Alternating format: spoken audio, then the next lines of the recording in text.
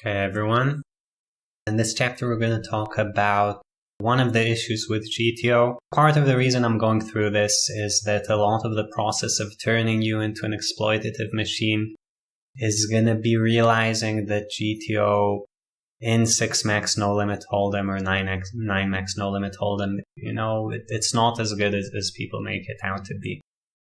So here on the screen, we have NL200 rake, and we have UTG opening 2.5x. You guys can see there are a bunch of mixed hands here, right? Like 5s is raising some small amount of the time, 6-5 suited small amount of the time, King 10 off small amount of the time, etc. Now, why aren't there even mixes in pre-flop ranges? Let's start out by talking about that. Why not raise everything pure? Because kind of old school poker, before we had these computers, people would say, well, King 7 is just better than King 6 and King 5. Let's just raise King 7 and dump King 6 and King 5. Similarly, 10-9 is better than 9-8, 7-8, 7-6. Like, this doesn't make sense. Let's make a range that looks like this. Okay? I'm going to make this range. We're going to take all the in-between stuff. We're going to dump that and say this range. So similar amount of combos. But why do I need this small percent of this, small percent of that? Let's have the good stuff, right? Well, why not have the good stuff? And here again, to understand what's going on, you need to take a step back and think about how do solvers actually work. You need to remember that solvers start out with the assumption that every player knows the other player's strategy and gets to adjust to it. And what happens when your opponent knows that you never have deuces is that on boards with a deuce, he's going to play differently. Now, this isn't very significant, but it's significant enough that maybe you want to have a tiny amount of deuces. If you have every combo, you rather not have them. If you never have them, you want a few combos. It's kind of like a joker. So the first few times you have deuces is actually better than 6s or 7s because you have these a lot more often. Your opponent's playing around them more. Again, this is how solvers work. Now, if we go into the real world, nobody knows your pre-flop range. Obviously, nobody knows your pre-flop range. And even if they did know your pre-flop range, would they actually play different if there's a deuce or there isn't a deuce? Like, how confident can they be about what's going on? How accurate are their games? Now, if you ask me, I think this is bullshit. I think you need to play the range I just made here. I think this is going to win you more money, plain and simple. 6s is better than 5s, 5s is better than 4s. No one's debating that. You're not playing against an omnipotent computer who knows everything that you're doing. So maybe there are some levels of poker where this is significant, but I don't think so. I think you need to play this range. But this is the GTO range. Like, why not just play GTO? We're going to talk about that a lot in this course, but this is maybe the first example. But this is not actually what I was meaning to talk about. We're talking about issues with GTO and multiplayer games. We're talking about why there are mixes. Hopefully now you guys understand a bit why. And of course, every hand that's mixed, opening and folding, by definition, the EV of opening is going to be 0 and the EV of folding is going to be 0. Because, if the EV was positive, we're not stupid. We're going to raise the hand always, right? Like EV of 7s is winning money, or EV of 9s is winning money. You never open fold 9s. So there are some mixes here. And when we open, say it's folded to the big blind. Big blind also has some mixes defending. So some 4 deuce, some 5 deuce, some queen 10, some queen jack. Again, same theory. The hands are 0 EV. If you had too many of them, they would become minus EV. If you had none of them, they would become plus EV. So you settle at this kind of equilibrium. Okay, so what's the issue with GTO and multiplayer games? Sure, there's something going on here with people reading each other's minds that's not very realistic. I'd rather have Queen Jack and not have Queen 10 and Jack 10 because it's just a better hand. It's going to win me more money. You could say that. I wouldn't disagree with you. But it goes deeper than that. So let's say that we look at the big blind 0 EV hands. Queen Jack, not making and not losing money. King 10 the same, Queen 10 the same, Jack 10 the same, etc.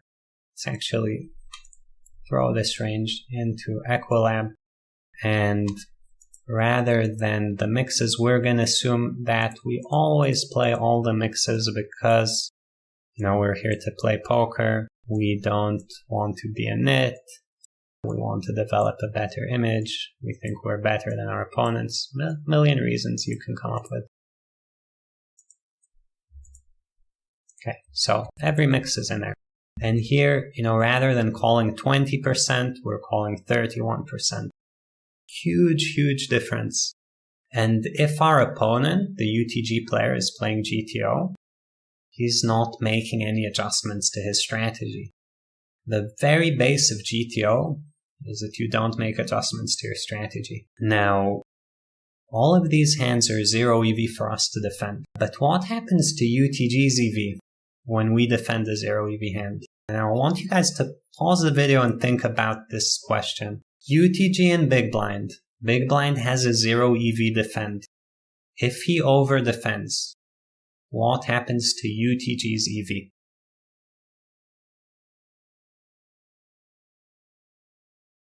If this were the GTO that we imagined, that we dreamed about when we were taught about GTO, the answer would be nothing changes because GTO is the perfect way to play. You're just indifferent to all of your opponent's decisions. He can make mistakes, but he can't hurt you. But the thing is, this is not a two-player game. Even this UTG and Big Blind situation, there is a third player here, and that is the poker side who's taking rake. Now, if the poker side is taking rake out of the pot, and Big Blind's EV is 0, that means UTG's EV is negative. That means that every single hand that we defended in addition hurt UTG's EV. Okay, so UTG's EV is getting lower and lower and lower and lower.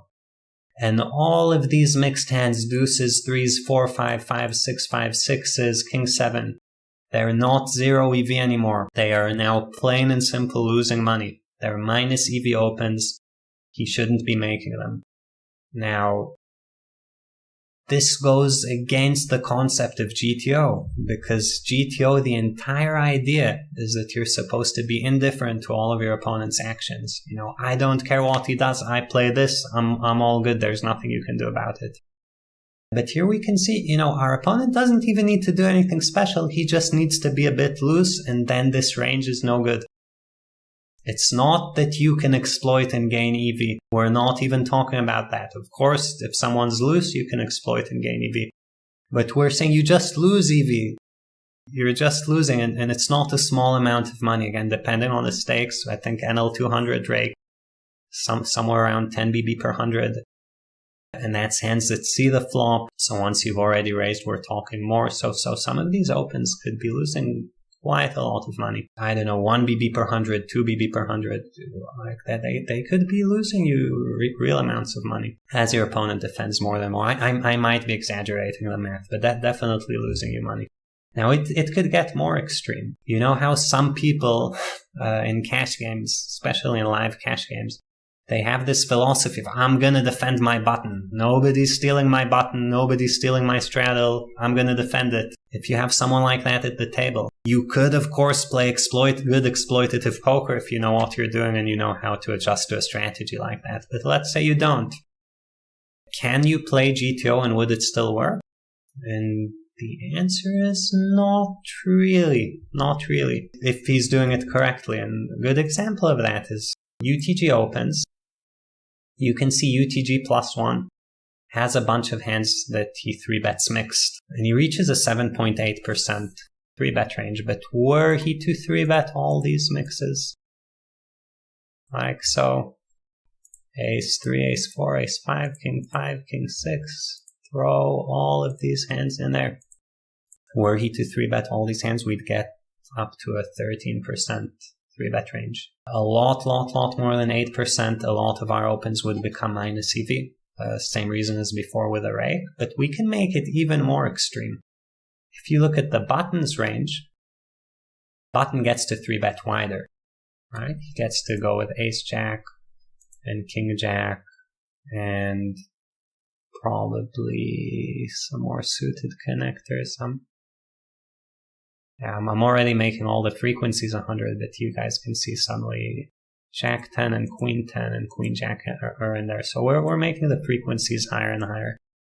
Now, why does button get to 3-bet UTG wider than UTG plus 1? The answer here is actually a fairly important one to understand. When UTG plus 1 3-bets versus UTG, there are 4 players behind with uncapped ranges who are going to cold 4-bet him. At the bare minimum, we're talking about queens plus ace king 2.5% per player, 4 players, so roughly 10% of the time you're getting called 4-bet. And that really hurts the EV for you to 4-bet to 3-bet bluff. Really hurts your EV. So you can't go as wide. You have to be tighter. And as you get to later and later position, you get to be looser and looser because there are less people behind you. But if we think about where the money goes,